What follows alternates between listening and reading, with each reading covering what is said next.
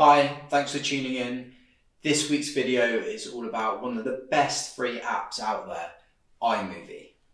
iMovie is a great way of making your own films and being able to share them really easily. And also, they look great. In order to use iMovie, you need to be using an iOS device. So that's any Apple product, and iMovie is a free download, or it's probably already downloaded. You can also use iMovie if you're using a MacBook or an iMac as well, so any Apple product. In this video, I'm going to show you two methods of creating a movie on iMovie. There's the trailer option and the movie option. My videos have all been inspired by visiting Iceland.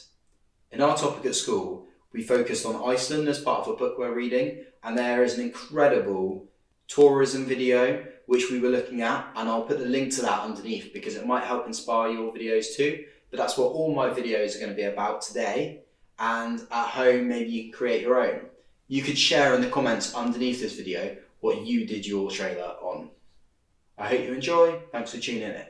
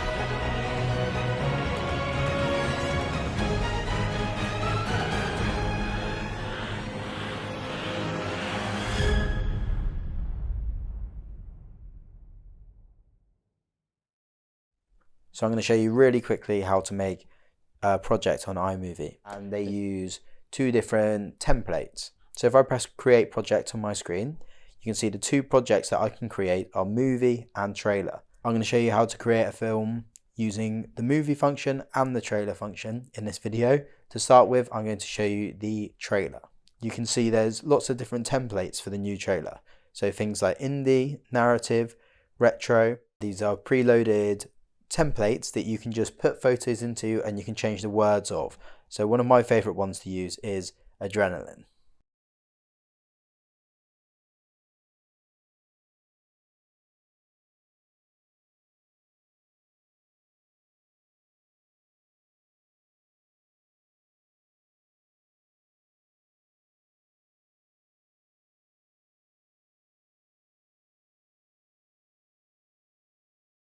You can see each trailer is a combination of pictures, different shots, and text as well. When I've picked one that I'm going to use, I'm going to press create. At the top of the screen, you can see it says outline and storyboard. Outline is the name of your movie and then who's created it. So you can see it's preset with a function saying that it's been created by me. I'm going to change the name of mine to Iceland. This is because I've decided my film today is going to be like a trip to Iceland. So when I've done that part, I can click onto storyboard. The storyboard has spaces for lots of different pictures to be put in, and it also has space for words to be changed as well. So I'm going to start with the different shots. You can see this one here that's outlined in blue says group. We've got wide as well, medium. These are talking about preset pictures, so you can take, like they would if you were in an actual film, you can take group shots, you can do close-ups to show more emotion. You can do shots that are low to make characters seem larger and more empowered than they might be. Or you could do the opposite. You could take shots from very high, which make characters look less important. If I scroll down, you can see all of the different pictures that I need to put in to make sure that this film is completed. So I'm going to start at the top with the group shot. When I've clicked on the group shot here, because I'm doing my film about Iceland, I'm not actually going to use the group shot. I'm going to use a landscape photo instead. So I've got the options at the bottom to choose from video, photos, or take a picture using the camera. So some of the children that I've been teaching have been doing tours of their own home using this, so they might use the camera. What I'm going to do is use photos. So in all, I've already taken these photos of Iceland, which I'm just going to put into the template. You can see I just click on one and it goes straight in, and then I can move on to the next picture.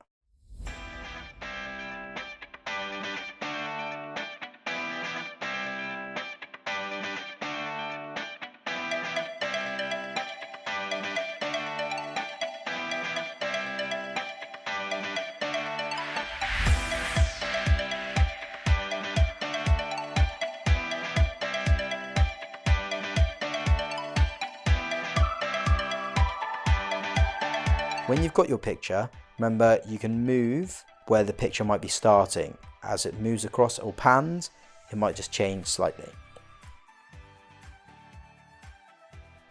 So I've used pictures in all of my examples. If you wanted to change this, you can press the dustbin at the bottom and it will delete out, and I could use a video instead. When you're happy with your film and you've completed the template, you've changed all of the words and you've changed the outline, then you might want to export your film. This means that you can share it with your peers, you can post it where you want to, so you need to press done. At the bottom of the screen you've got some options. You've got the play button, which is going to play it on full screen. You've got the share button in the middle, which I'm going to talk about now, or you've got the delete button if you want to start again. So I'm going to press the share button and I've got some options. I've got some apps at the top that I can share it directly to, but all I want to do is save my video to the camera roll. So I'm going to press save video, and I have some choices about the export size. This means what quality it's going to be. So I'm going to put it into HD, and now it's loading up, meaning it's going to be exported onto the camera roll of this iPad. So then after that point, I can work out if I want to share it on Seesaw, or I can airdrop it to another phone so one of my friends can watch it, or I could put it in an email and send it to my teacher.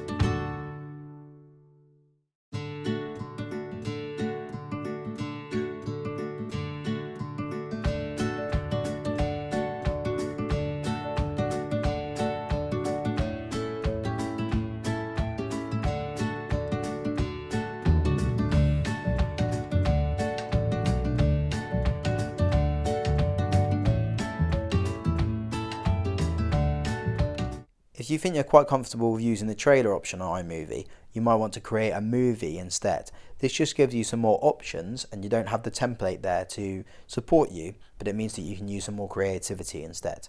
Straight away when I press the movie button, it's launched my camera roll on this iPad. Now again, you could use videos and you've got that option down the side, but I'm just choosing to use pictures. When I press select at the top, I can choose more than, well, I could choose all of them, or I can choose one by one. So I'm just thinking in my head about the order that I might want these to be in.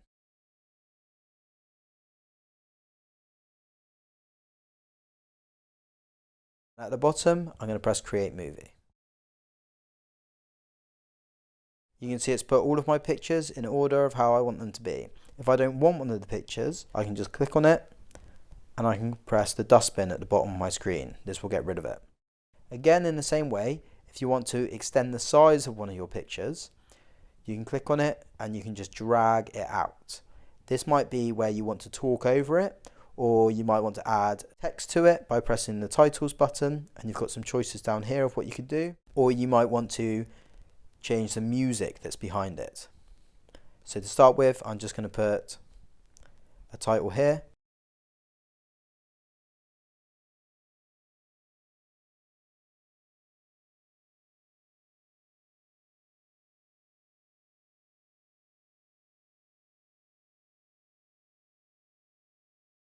When I press play, being able to view my movie, and you can see that with the titles, they pop up during that slide and then they'll disappear again when I get to the end.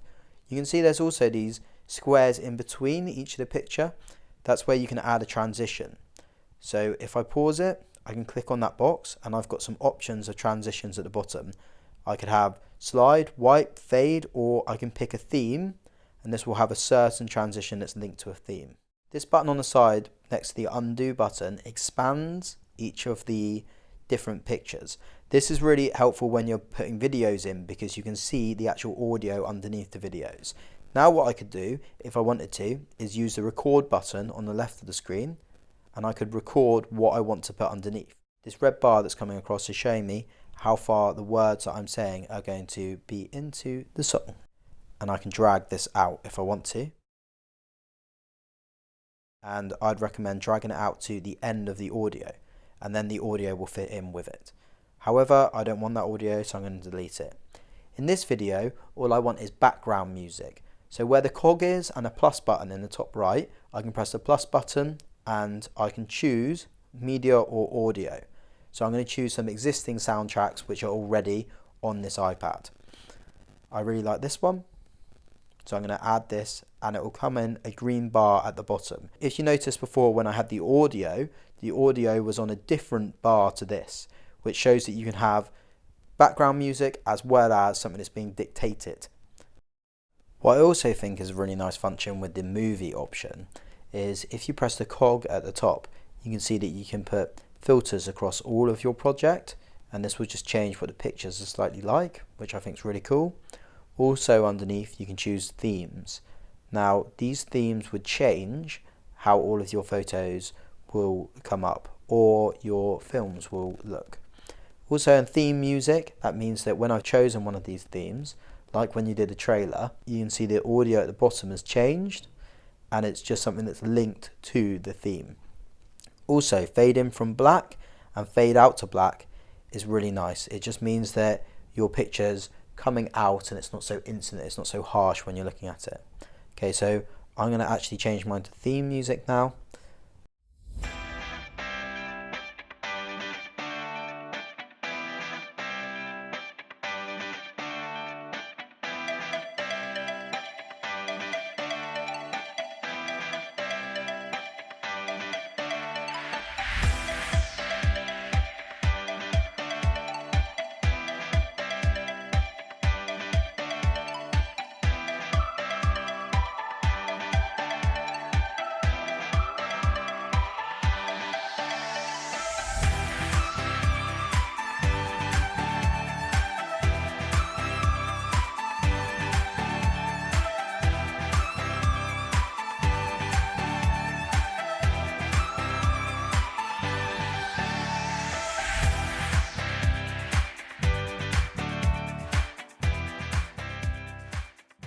And I think I'm ready, so I'm going to export my movie out the same way as when I did a trailer. I'm going to use the square at the bottom. I could send it to one of my apps, but I'm just going to save the video in HD to the camera roll on this iPad. This way I can send it wherever I want it to be afterwards.